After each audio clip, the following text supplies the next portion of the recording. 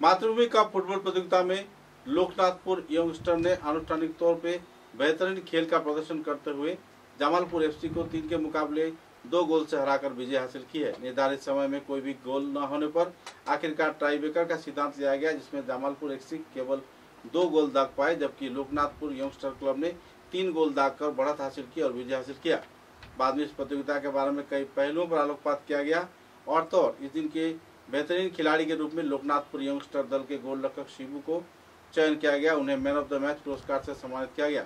जाने माने शिक्षाविद शबीर अहमद चौधरी, विष्णु रंजन धर, सपन शुक्लबद्ध, खैरुल इस्लाम लश्कर आदि जाने माने व्यक्तिगण मौजूद रहकर उन्हें संबर्धना प्रदान किए। साथ ही शमीम अहमद बड़विया, शंकर भट्टाचार्य, इजाज अहमद लश्कर खेल के संचालन में जुटे हुए थे। चौथे रेफरी के रूप में कमरुज्जमान लश्कर इस दिन मौजूद थे।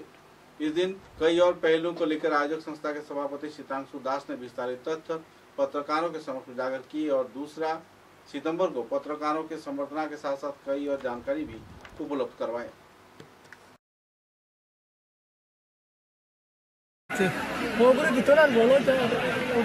দেখতে লাগবে এই মুহূর্তে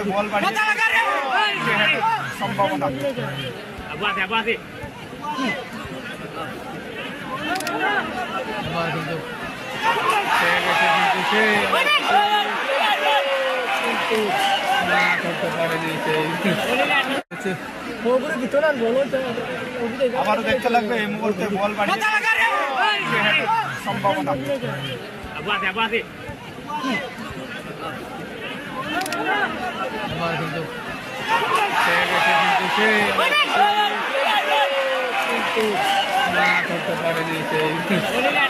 দারুণ একটা কিন্তু ম্যাচ সেখানে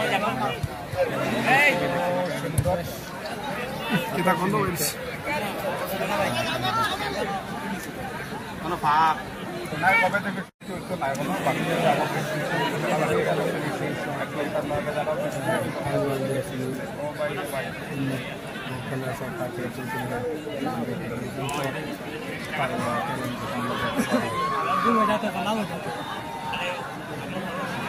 टूर्नामेंट 2025 আমাদের কোয়ার্টার ফাইনালের লাস্ট ম্যাচ, যেটা অত্যন্ত গুরুত্বপূর্ণ ম্যাচ ছিল। মাঠে প্রচুর দর্শক, উভয় টিমের ভালো খেলোয়াড় নিয়ে টাইব্রেকারে এখানে আমাদের লোকনাথপুর ইয়ংস্টার লোকনাথপুর এফসি টাইব্রেকারে ওনারা জয়লাভ করেছেন।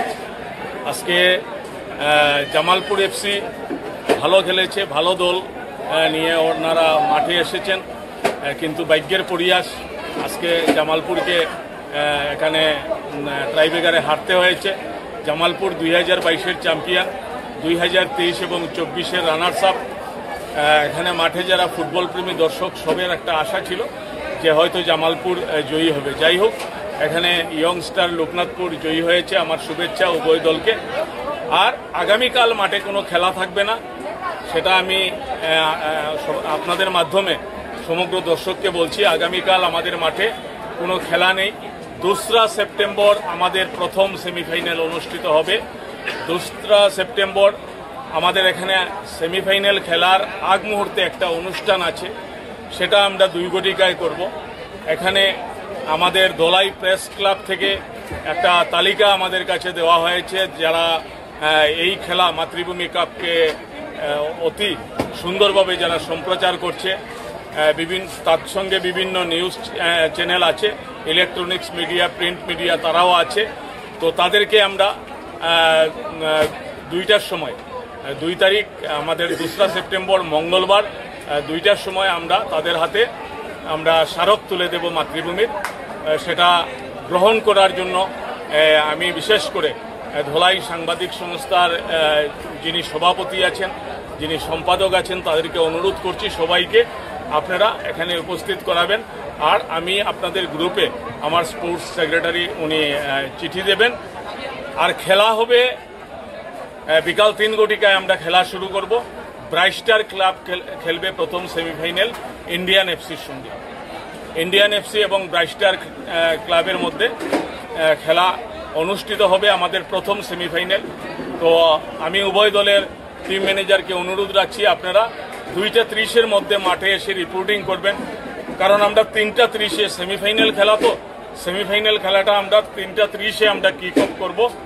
নতুবা এখানে ডিম লাইট হয়ে যায়, অনেক প্রবলেম হয়। আজকে তো এখানে যে পরিস্থিতির সৃষ্টি হয়েছে, এত দর্শক, আজকে আমাদের উভয় রোড ক্লিয়ার হতে অন্ততপক্ষে রাত্র 8টা বাজবে, যেটা আমি অনুমান করতে পারছি।